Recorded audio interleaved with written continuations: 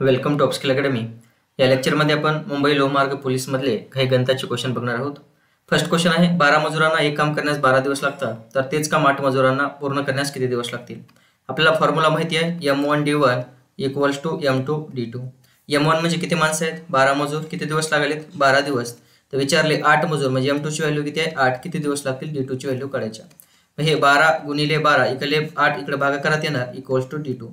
4 न कॅन्सल करू, 4 दुनी 8, 4 त्रिकोण 12, बे एक बे, बे सखून 12, 6 गुणिले 3 किती दिवस लागतील? तर 18 दिवस। म्हणजे या क्वेश्चनचा आन्सर असेल 18, ऑप्शन नंबर 4। नेक्स्ट क्वेश्चन आहे, मुंबई लोहमार्गलाच विचारलाय, एका संख्येला 6 न भागलं तर बाकी 4 उरत्या आणि 7 न भागलं तर बाकी 5 उरत्या, तर ती संख्या कोणती? डायरेक्ट ऑप्शन असे क्वेश्चन करायचे। बघा, ती संख्या आहे 40, 40 ला जर 6 न भागलं तर 6 6 36, बाकी किती उरत्या? 4 उरत्या। आणि याच संख्येला जर 7 न भागले तर बाकी 5 उरायला पाहिजे। बघा, 7 5 35, बाकी किती उरले? 5 उरले, बरोबर आहे। म्हणून ती संख्या कोणती असणार आहे? 40। म्हणजे या क्वेश्चनचा आन्सर असेल 40, ऑप्शन नंबर 3। नेक्स्ट क्वेश्चन आहे, मुंबई लोहमार्ग पोलीसला विचारले, खालीलपैकी पूर्ण वर्ग संख्या कोणती? स्क्वेअर नंबर कोणता आहे विचारलाय। स्क्वेअर नंबर कसं ओळखायचं? लक्षात ठेवा, ज्या संख्येच्या एकक स्थानी 2, 8, 3 आणि 7 हे अंक असतात, ती संख्या कधीच पूर्ण वर्ग संख्या नसते। मग आता इथं बघा, इथे एकक स्थानी 3 आहे म्हणून येणार नाही, इथं 8 आहे हे पण येणार नाही, त्याच्यानंतर इथं 2 आहे हे पण येणार नाही। 4 मधले 3 ऑप्शन कटले, राहिलं काय? फक्त 2304। हा कितीचा वर्ग आहे? तर हा 48 चा वर्ग आहे। म्हणून पूर्ण वर्ग संख्या कोणती? तर ऑप्शन नंबर 2।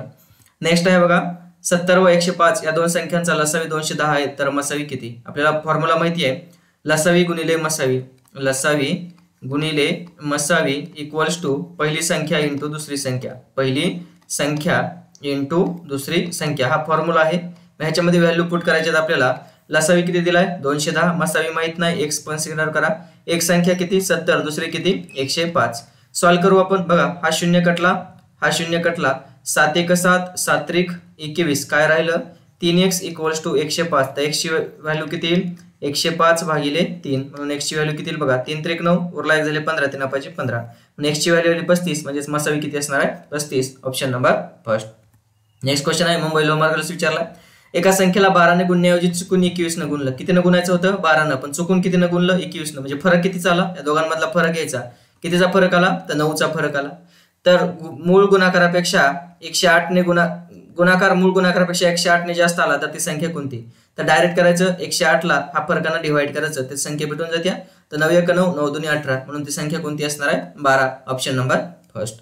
नेक्स्ट क्वेश्चन आहे, मुंबई लोहमार्ग पोलीसला विचारलाय, दर साल दर सेकडा 10% दराने 5000 रुपये मुद्दलाची सरळ व्याजाने 7250 रुपये रास होण्यास किती वर्ष लागतील? आपल्याला माहिती आहे रास कशी तयार होत्या, तर रास = काय असतं? मुद्दल प्लस व्याज, मुद्दल प्लस व्याज। मग आपल्याला मुद्दल किती दिले? 5000 रुपये मुद्दल आहे, व्याज किती लागले माहित नाही, पण रास किती झाली? तर 7250 रुपये। म्हणजे व्याज किती लागलं असेल? तर 7250 मधून हे 5000 मायनस करा, त्याच्यावरून तुम्हाला व्याज किती लागले ते भेटून जाईल। शून्य कटलं, 0, 5 मधून 0 गेला 5, 2 0 गेले 2, 7 मधून 5 गेले 2, म्हणजे व्याज किती लागले असेल? तर 2250 रुपयाचं व्याज लागलं असेल। मग सरळ व्याजाचा फॉर्म्युला आपल्याला सगळ्यांना माहिती आहे, तर सरळ व्याज = काय असतं? मुद्दल इंटू मुदत इंटू दर डिवायडेड बाय 100। ह्याच्यात जर व्हॅल्यू पुट केली तुम्ही, व्याज किती लागले? 2250 रुपये, मुद्दल किती होतं? 5000 रुपये, मुदत किती माहित नाही काढायच्या, आणि व्याजाचा दर किती आहे? 10% डिवायडेड बाय 100। ह्याच्यावरून हे 2 शून्य कटले, हे 2 शून्य कटले, राहिलं काय? बघा, हा शून्य कटला, हा शून्य कटला, 225 = 5 गुणिले 10 किती? 50 इंटू मुदत। मग आता इकडे गुणाकारात इकडे भाग करत जाणार, 225 डिवायडेड बाय 50 = मुदत। ह्याच्यावरून वर्ष किती लागतील काढता येईल? 5 ने कॅन्सल करा किंवा डायरेक्ट 25 न भाग जाते, 25 2 50, 25 9 250, 9 भागिले 2 म्हणजे 2 4 8, 2 5 10, म्हणजे किती वर्ष लागतील? तर 4.5 वर्ष लागतील। म्हणजे क्वेश्चनचा आन्सर असणार किती? 4.5 वर्ष, ऑप्शन नंबर 4। नेक्स्ट क्वेश्चन आहे बघा, एक वस्तू 900 रुपयाला विकल्यास 150 रुपयाचा नफा झाला, तर शेकडा नफा किती? आपल्याला माहिती आहे नफा कसा तयार होते, तर नफा = काय असतं? विक्री किंमत मायनस खरेदी किंमत। विक्री किंमतीमधून जर खरेदी किंमत मायनस केली तर नफा होते। मग नफा कितीचा झालाय? 150 रुपयाचा। ती वस्तू कितीला विकल्यामुळं? 900 रुपयाला विकल्यामुळं, तर मग त्या वस्तूची खरेदी किंमत किती असेल? काढू शकतो आपण कसं? तर 900 मायनस 150 = खरेदी किंमत। मग कितीची खरेदी किंमत असेल? 900 मधून 150 गेलं तर किती उरलं? तर 750 रुपये उरलं। याचा अर्थ त्या वस्तूची खरेदी किंमत असणार आहे किती? 750 रुपये, आणि 150 रुपयाचा नफा कमवून त्याला 900 रुपयाला विकल्या, तर शेकडा नफा विचारला। शेकडा नफा कसा काढतो आपण? लक्षात ठेवा, तर शेकडा नफा = जे काय नफा झालेला आहे डिवायडेड बाय खरेदी किंमत इंटू 100. या पद्धतीने तुम्हाला शेकडा नफा काढता येते.